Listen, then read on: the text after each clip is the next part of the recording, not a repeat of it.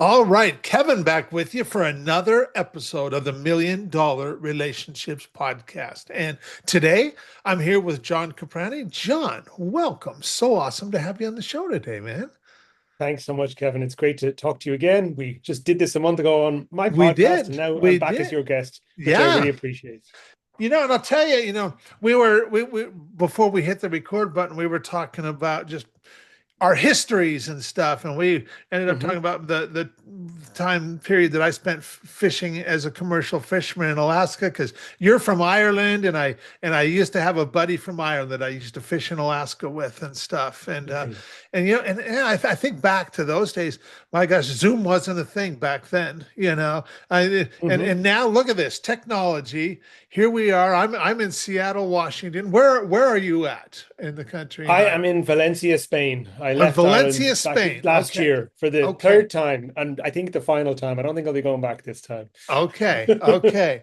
And we when we found out that you're about 9 hours ahead of me. It's 10 in the morning my time. It's about 7 in the evening your time. Yes, And and thanks to technology, here we can have this conversation just like we're dang near in the same room with each other, you know. pretty much. Pretty Yeah, it's pretty amazing. fantastic. Pretty amazing. And what I'd like to do is I just want to dig right in. And I want to just kind of start. I just want to ask, why don't we start with talking about what you do right now and who you serve? Hmm. Because I'll tell you, you and I, we didn't get introduced by anybody in particular. We just been kind of, we knew of each other on Facebook and we knew of each other. And then I remember I saw this video of you talking with one of your clients, and she was talking about the ad campaign that they were running and how much revenue Hmm. had come in from that. And I don't remember the dollar amount, but I do remember. Well, I even saw the look on your face when she said, "Now wait a minute, what was that from this and this?" And as soon as she said, "Yeah, that was," and you were like, the look on your face was like, "Wow," because it was Yeah. some pretty awesome results. And I'm like, man, I would really like to get to know John better. And so we've just been having some conversations, and but what I will say, it's really cool when you meet people who are just like you, John, really good at doing what you do and delivering results for clients that even has them and people onlookers like me going, wow, that's pretty awesome.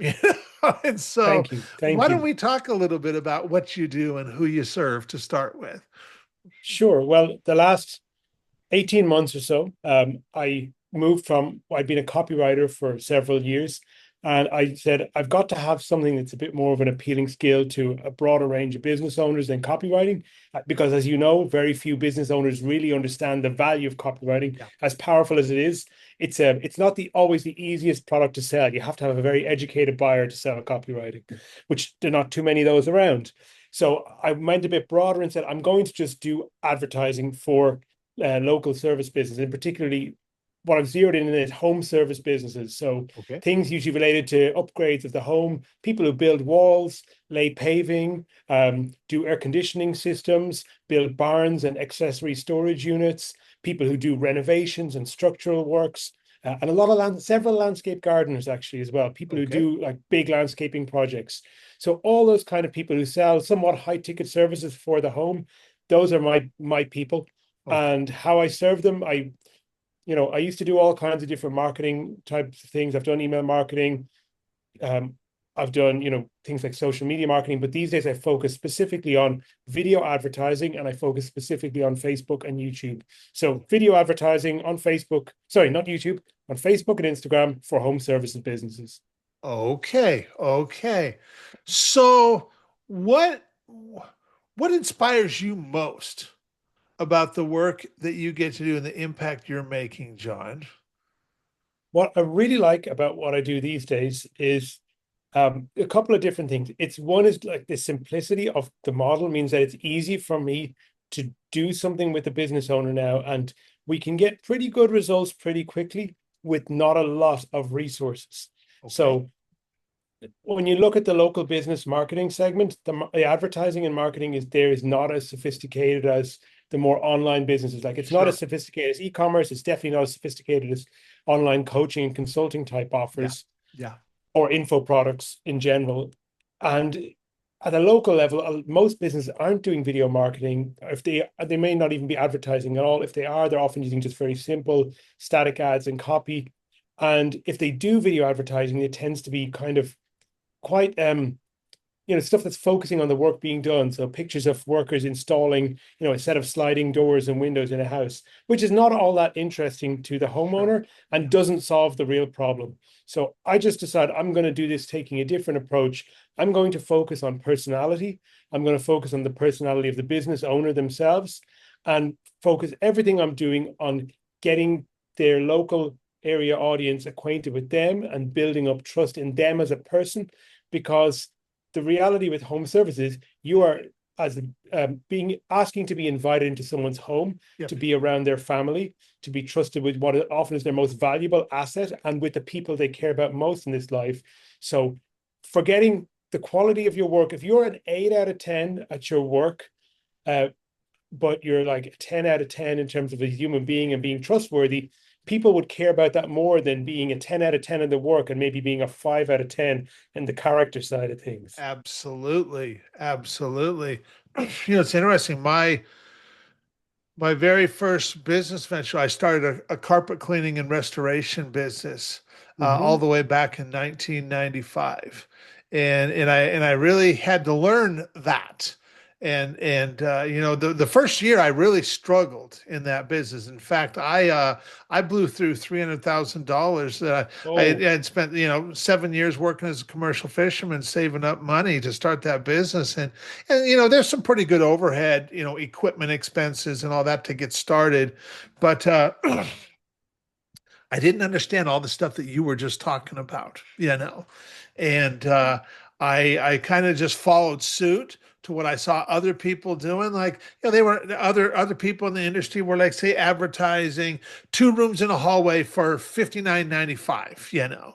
And so I was like, well, I'll go and I'll advertise and I'll do it for 49.95, and then I'll get all the work. That was my thought process. And I got work, and it was some of the most terrible work. And somewhere along the line, I ran into an article by Joe Polish in a trade publication for that industry. And what he mm-hmm. said in that, talking about marketing yourself effectively, and it really resonated. I ended up ordering his some information that he was offering, and that's why I really started learning about this kind of thing. And back then, when you would call the Prana marketing offices, once in a while Joe would answer the phone, and I called and I got him one day, and I was telling him what was going on, and I'm like, yeah, I'm advertising 2 rooms in a hall for 49.95, and I got called into this apartment by this Harley rider who had rebuilt his Harley in the living room of this apartment, and he wanted me to clean up the carpet afterwards. And I was like, Mm-hmm. I took one look and I'm like, man, this is destroyed. This carpet's just going to have to be replaced. And he's like, I'll tell you, it was cheaper to call you than it was to go down to the store and rent a machine and even do it myself. And I thought, if you're crazy enough to do it, I'm at least going to call you. And I told Joe this, and he starts chuckling. He's like, Kevin, he's like, you're just asking to be abused. And that's when I really started learning through Joe what you're talking about. He starts asking me, well, what kind of clients would you really like to have? And I'm like, well, I'd like to have clients who are in big homes that they have lots of carpet, and it's hardly even dirty visually because they just take care of it and stuff, and it's maintenance cleaning. And he's like, Kevin, they're never going to look at your ad and call you because they look at that and going, what are you going to do for that in my home? They're not going to call you with that message. And he's like, you've got to put out a different message. And with his help, we totally transformed that business over the next 3 years into one of the most top 1% of the industry. And so I can, what you talk about, it's all about trust going into people's homes and stuff. and they have to, because like, well, with carpet cleaning, we're usually in their home while they're gone at work because they want to Yes. be inconvenienced as little as possible, and so they want to Hmm. have you come in, clean their carpet, and by the time they get back from home from work, their carpet is pretty much ready for use, just as if you never even were there and stuff. That's what they want. And Yes. and trust is such a huge thing because you're in their home when nobody else is there a lot of the times, and they have to trust you to be able to come into their home and just be in their home without them there. And so that is such a huge, huge thing.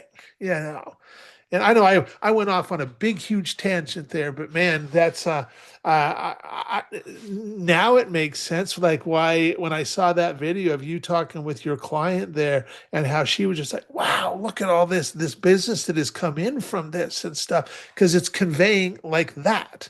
And so, how did you even get into doing this kind of work, John? What is your backstory? How did you get into doing this? So with, I mean, marketing and copywriting generally, Yeah, and um, how did you even become an entrepreneur?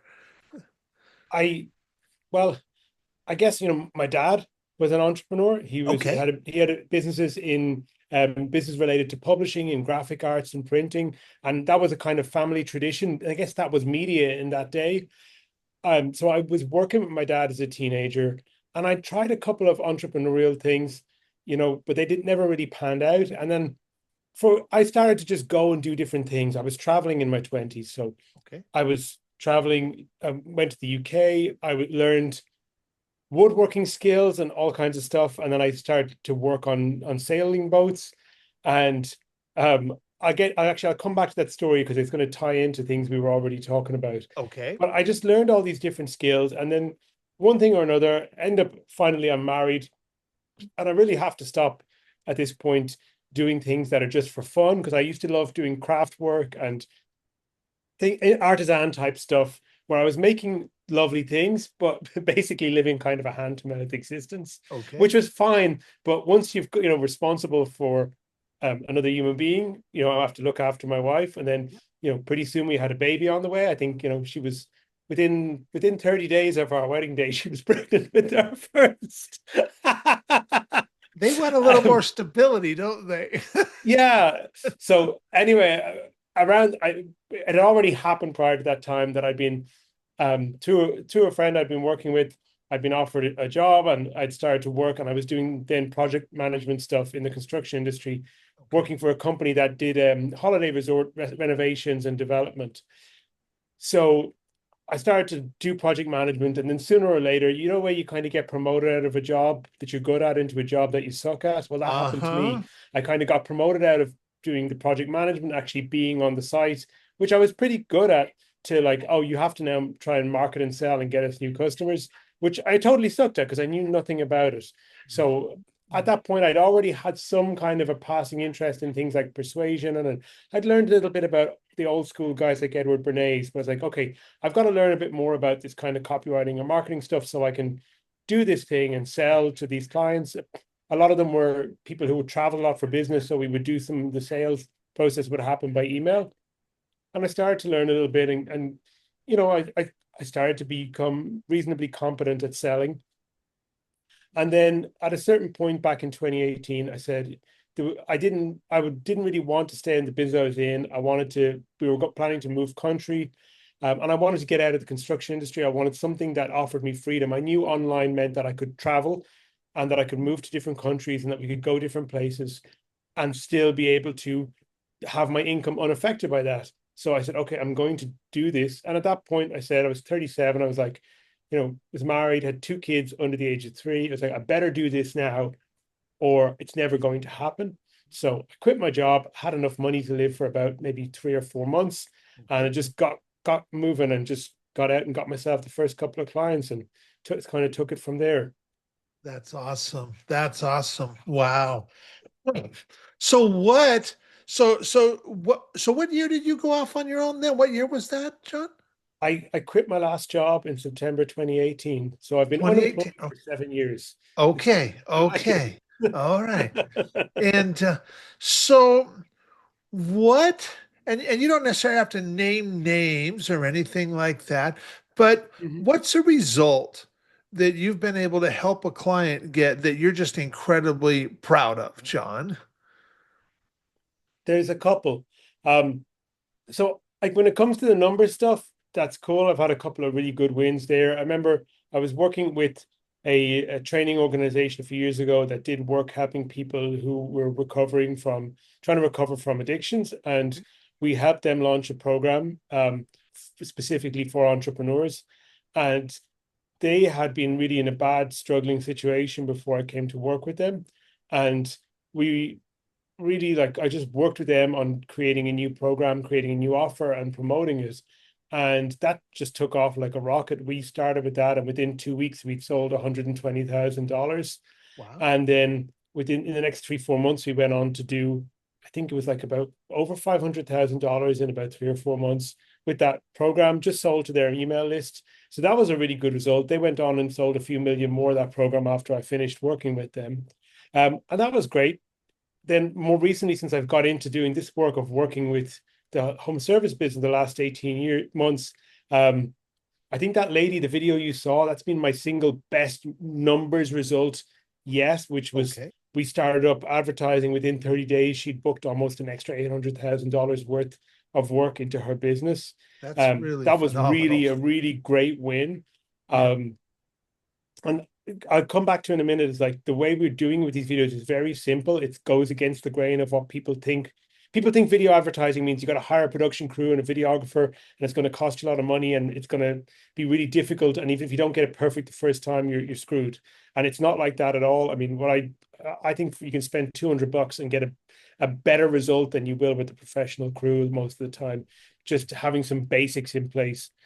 But then just to finish off on that subject of results, I think this month I've had a really good one, which was a client who just started with me.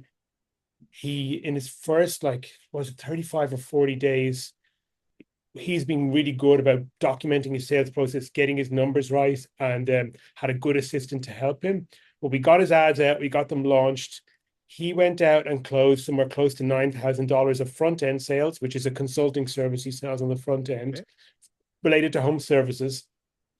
And then he's already booked more than $95,000 of back end sales. Hasn't got paid for it all yet because it's stage payments with the home renovation stuff. But he's booked that work off of the front end sale, and that'll be collected over the next couple of months. And then from that front end sales, he's got more pipeline of other people who are still in process discussing the potential Okay. back end transaction. So he's got another over $250,000 of pipeline that That's he awesome. expects to close. He expects to close at least half of that Yeah. over the coming few weeks. So like that's a really great win within 40 days. And Yeah. they're not all like that. And there's certain factors that people have to have in place. And there are certain things that make it more challenging for businesses.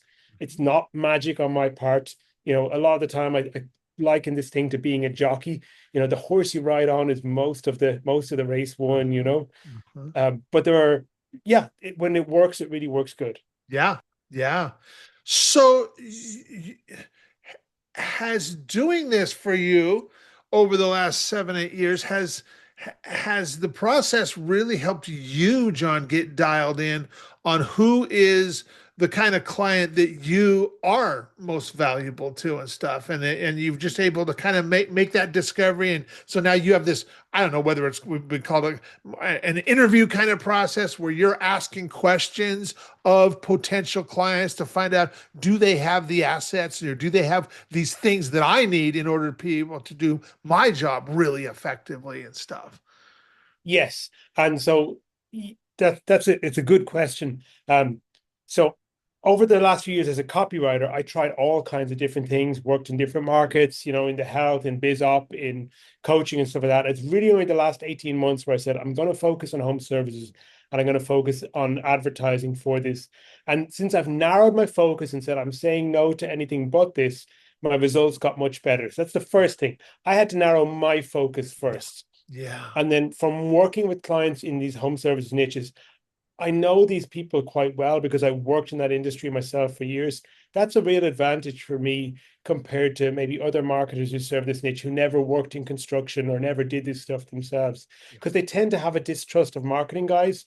And once they hear that you've actually worked in the industry, done the kind of jobs they've done, like that you've built a roof or you've built a house yourself, they're a lot happier to talk to you because they feel like you understand what they're about. So that's Yes. those are things that make it easier for me to serve these people. What they need to have, the business owner, there's a couple of things.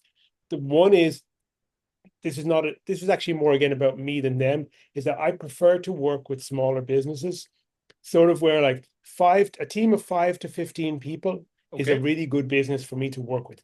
I have a direct relationship with the founder. There's no layers of bureaucracy to getting things done. And they usually just say, they usually want, they know they need help with advertising, they want to grow, and they say, can you help me? And I say yes, and they say, okay, let her rip, just go do what you're going to do.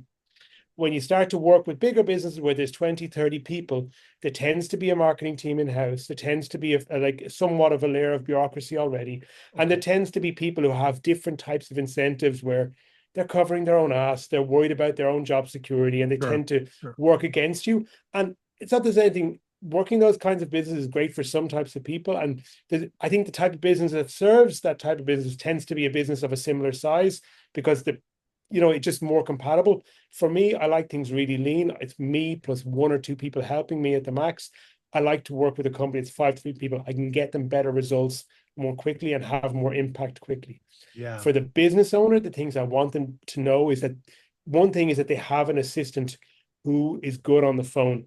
Because when I generate leads for this business, I don't want the business owner doing their own screening or Oh, appointment okay. setting. I've tried that in the past where they start calling the leads themselves because they're the best, they're often the best salesperson in the business. They're often the only salesperson in the business of that 5 to 15 size. Mhm. But they are definitely not the best appointment setter or call screener. They soon hate it because it's beneath them as a business owner. At least they feel that way, and so they start to hate it, and they start to hate me. So that's for me a hygiene standard is now: have they got a good assistant?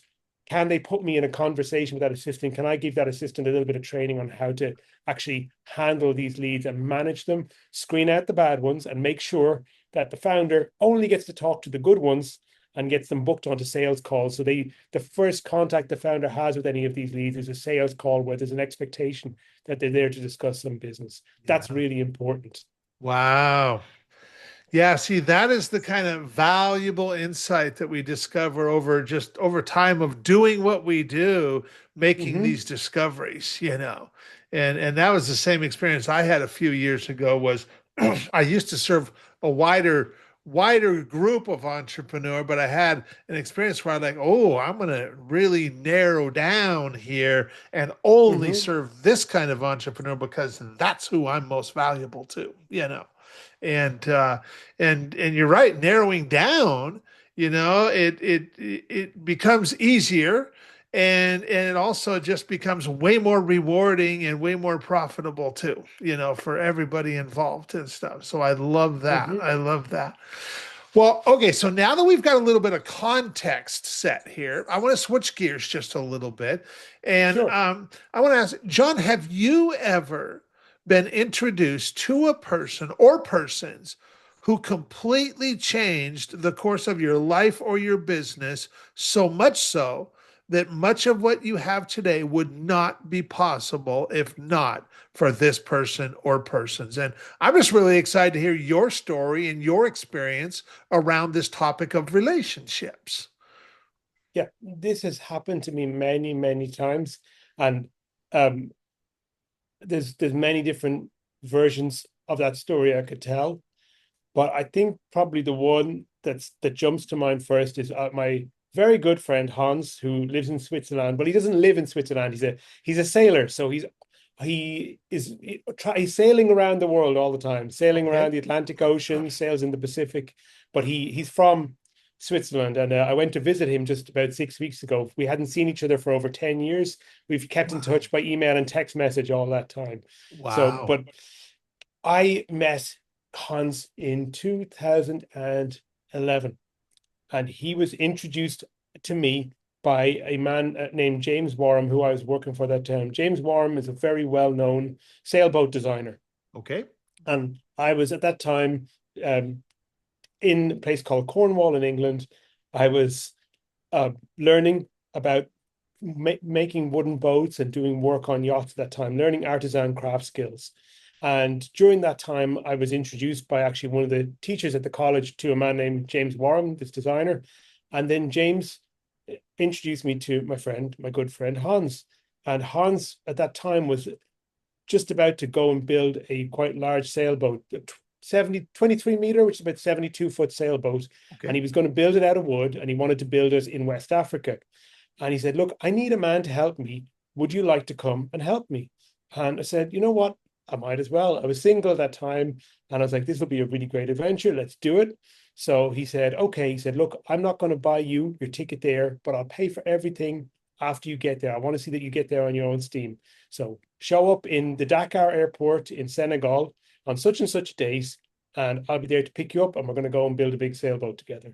So I packed up all my stuff, and I got myself together, sold my vehicle, and got myself a one-way ticket to Dakar in Senegal. And when I get there, I meet Hans at the airport, sure, if we good his word, he's there. And we went off and we started working together and went and started building this boat. So we were working together for the better part of about 10 months, maybe 11 months. Okay. Built the boat, launched it, did a little bit of sailing together. And he was going sailing on to elsewhere. And I said, okay, it's time for me to go and do the next thing now. But I said to him, look, I don't really want to go back to Ireland. Do you know anybody else who might have something interesting going on? And Hans said, yeah, I know this German guy out in Fiji who's doing work on holiday resorts. I'll give him a message and see if he needs somebody. A few days later, the German guy calls me up. He says, yes, I need a man. Could you be here in 2 weeks? I said, will you buy me an aircraft ticket? He said, yeah, I'll send you a ticket today. Come to Fiji and I've got work for you. So I packed up my stuff again. I think I was in London at the time this happened, staying with some other friends. And I jumped on the plane, went to Fiji, met this German guy, and then I stayed there for 6 years. Within, Wow. I had been in Fiji 2 months, maybe not even 2 months, maybe 6 weeks. I met a girl. 6 months later, I was married. Wow. 10 months after my wedding day, I was a father, and we lived in Fiji for 6 years, and we left in 2018, just around the time I quit my job and started copywriting. Wow. Wow. What an experience. What an experience. So that was like the longest and story with a lot of details left out. But that was that meeting Hans that day in Cornwall, like in 2011. If I had not met him, I would never have met my wife. I wouldn't have the family I have now. I wouldn't be sitting here talking to you today. Yeah. Yeah. And so, and that job in Fiji, how you guys stayed there 6 years. So you were working in that job for 6 years, and Yes. and that job just kind of like did that job kind of like lay the foundation or kind of for what you're doing now and stuff? Yes, that was I was doing project management and construction project management when I got there, Okay. and really like dusty on the site, getting stuff done, getting deliveries in, getting stuff built. But as I got better at that job, I got promoted to doing sales stuff, and then I had to learn about selling, and that was kind of what led me on to then in 2018 saying, okay, I have these sales skills. I know a bit about this copywriting stuff, and I want out of the construction industry. Let's quit and go do my own thing. Yeah. Yeah. And so what was that like for you? Because now you're married, right? You're Hmm. married at that point in time, and and you've got children, and so that's a pretty big step going from working for somebody else and getting a steady paycheck versus now starting our own thing and not having a steady paycheck, but and so what was that like for you, John? It was well, mentally it's a bit. I don't know. It was a bit tough, but I felt like I had to move. I felt like I was 37, two young kids under three. I was like, I need to do this now, or it's not going to happen. So I felt like it was a bit of a gun to the head moment. And a gun to the head is a great motivator. It'll get you to do shit you wouldn't normally do. So I think there's a lot to be said for having some pressure on you in life that's to the positive and to the good. That's one part. Then I had some good support from my family. We decided we were going to move from Fiji back to Ireland. So family helped us out, gave us a place to stay while we got on our feet. That really saved our ass and made the savings we had to do this transition stretch a lot further than they would have otherwise. Mhm. And then the third thing was my wife. She's just like rock solid. She's like, I don't understand why you're doing this, but if you want to do it, I'll support you. So she just hung in there. She was like, because we had a big lifestyle downgrade, like there was a big lifestyle downgrade at that point. So she was just like, okay, I'll just, and I don't mean support me financially. I was still the one who was responsible for bringing the money into the house, but she meant like more like I'll go along for the ride with you. Yeah. I'll do this Yeah. thing. Yeah. Um, and I'm not going to tell you to like stay in a job you hate, and I'm going to have some faith in you. You're going to make a go of this, but you know don't hang around. Get your shit together and make it work. Yeah. So Yeah. again, a little bit more pressure on me, and that was to the good in the end. I Yeah. was glad of it. So I mean, lifestyle downgrade. Yeah, I mean, it went from like having a really nice sort of like middle class lifestyle, two vehicles, and a steady salary to having no steady income, uh, no vehicle for a while, and just living a very simple existence. And I thought, like, shit, is this going to work? Is this going to work? Is it going to fail? And it's been, a road since there. There's been ups and down times, but I think it was about 18 months in after I'd quit my job where I was constantly worried all the time of like, is this going to fail? Blah, blah, blah. And I just looked at myself and I thought, you know, everything's okay. We've still got a place to live. The kids still have shoes on their feet. We have food to eat. Nobody's going hungry. And this might not be, I'm still struggling to get back to where I was a year ago, but like it's not working perfectly, but it's working. I've covered the basics. We're surviving, and I can grow from here. Yeah. Yeah. Yeah. And so that was 2018 to say 2020 time frame. Mhm, And so now here we are 5 years past that now. What's mhm. life for you? What's life for you? What's life like for you now, John? Life is good. Life is really good. I mean, I um we in 2024 we were decided we was time to move on from living in Ireland. I mean, I was glad to go back and spend those few years there and reconnect with family. We stayed there for just about 5 years. Okay. But I knew even when we went back, it wasn't going to be forever. I wanted to reconnect with my family. I wanted my kids to know my family because they didn't know them before that. Um, Wanted my wife to help her become an Irish citizen. That made a lot of things different for us in our life, and we achieved all that stuff. And then 24, I was like, let's do something new. So in 2024, we sold up everything, packed everything into two cars, and we road tripped from Ireland down to Spain. And we're living now on the beach down in Valencia province. Okay. And since we moved to Spain, um, life has become so much better. It's been great. Like it's beautiful. It's Yeah. really, really nice. And um, got my kids into sports here, got them into school. They're both speaking Spanish and English now. They're both bilingual already within a year.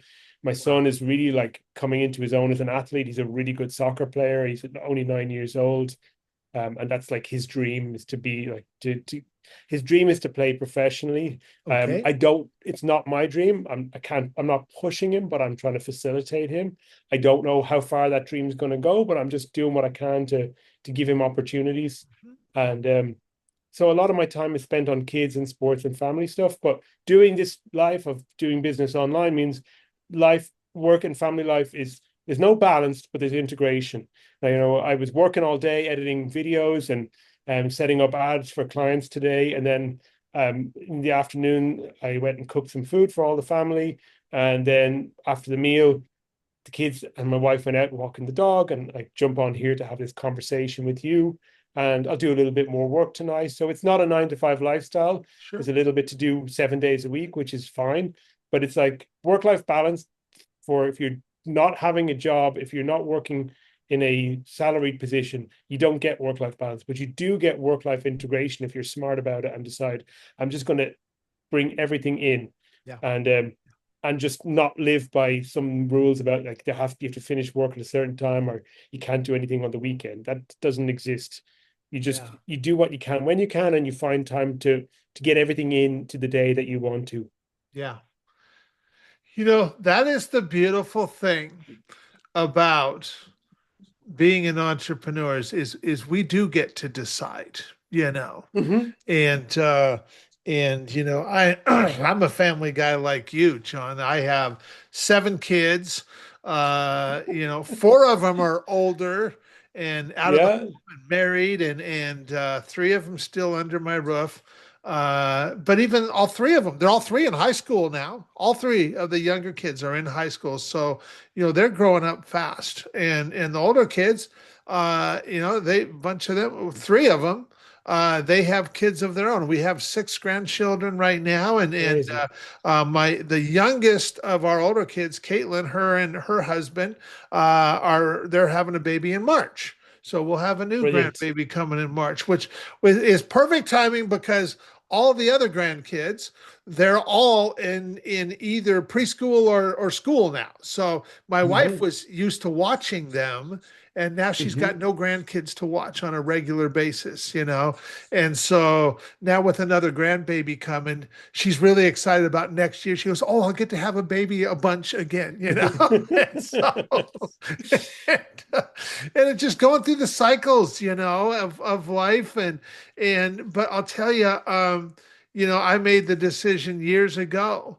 that I was going to have a business that fit in with the kind of lifestyle that I wanted to live and stuff. Hmm. And that and that if it didn't fit in with that, then I had no problem saying no to opportunities, even if it could produce a whole lot of revenue. Hmm. And I'm really glad that I stuck to that because we are really two blessed guys in that you know we can live and work from anywhere in the world.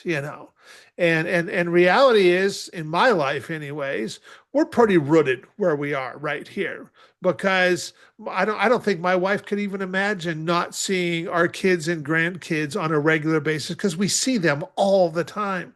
And if we moved somewhere else, we wouldn't see them as often. And I just, that's not something my wife even wants to think about. And Hmm. so we're probably not going anywhere. But we could if we wanted to.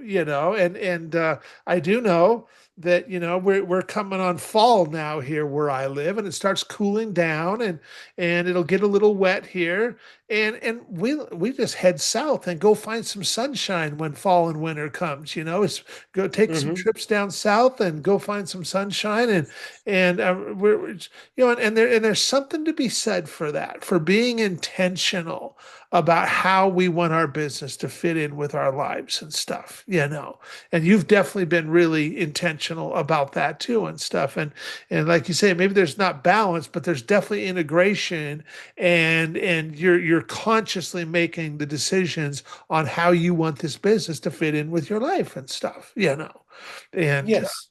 yeah, good stuff. Good stuff. Well, for anybody that's listening to this, John, and thinking to themselves, man, Kev, I really love John. I love who he is. I love how he shows up and stuff. Maybe they're thinking maybe that you might even be able to help them out, or maybe they know somebody that like, oh, I should maybe connect John with a friend of mine. In any websites, any resources we can share with folks? Yeah, I mean, I have a website for my business where they have a short video explaining what I do and how it can help. That's firedigitalmarketing.com. Okay. But the other place is to look me up, which is on Facebook. My name is John Caprani. I'm sure that's in the show notes.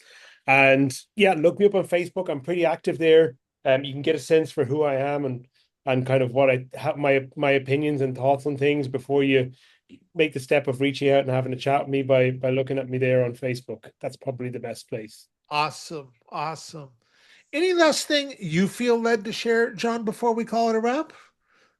Yeah, I think I just wanted to just go back and sort of touch on the work side of things and just talk about for people who own some kind of a local business or of Okay. any kind, but particularly home service business. One thing that I've found that really makes all the difference between getting good results and bad, and more than anything else, I worked with a couple of clients about a year and a bit ago who for one reason or another, didn't feel like they wanted to be the spokesperson for their own business. They wanted an employee or somebody else to stand in front of the camera and do the ads. And every time that did that, it was a complete flop. Mm. And my realization from that was that there's nobody but the founder of a business who really has the conviction and has enough on the line to actually sell it as effectively on video. So since that day, it's become a thing where if the founder of the business is willing to get on camera and be the spokesperson for that business, I'll work with them. If they're not, I won't. And I've just seen that time and again, that if somebody gets up there and says, I'm willing to speak for my business and I'm willing to promote myself and actually, have the confidence and self-belief to do that on camera, they really do tend to get just so much better results. And what I've seen as well is that some of the people I work with, starting out the first couple of times, they were really nervous. They would make this excuse and that excuse to not send me the video. I need to do it one more time. And I would be patient a couple of times. I'd be saying, just get the bloody thing done, send it to me. I don't care if it's good or bad. Just do the damn thing, and we'll do it again next week and make it better if it's not good enough. But just send me the damn thing. Yeah. They send me the damn thing. It's always better than they think it is, even if they're like, it's terrible. Oh my God, it's so bad. I'm like, no, it's good enough. We can use this. And then they get it up there and they get some results. And that's one of my favorite things about doing this work. They get themselves in video, they get some results, and the confidence boost they get Yeah. from it is huge. And then you see them do the second round of videos and the third round. And by the third or fourth round, the way they're speaking with confidence, the way they are looking at the camera, the way they're holding themselves, the way they're doing things like body language and using their hands and bringing that into play just changes and gives them a massive confidence. And I love seeing that in clients where they start to feel better about themselves and more confident in themselves and actually the value of their business. Yeah. I love that because you're right. Um, Anything we do, the first time around, it's it's not going to be perfect, and it's definitely not going to be Mm-hmm. what we feel is perfect in our mind.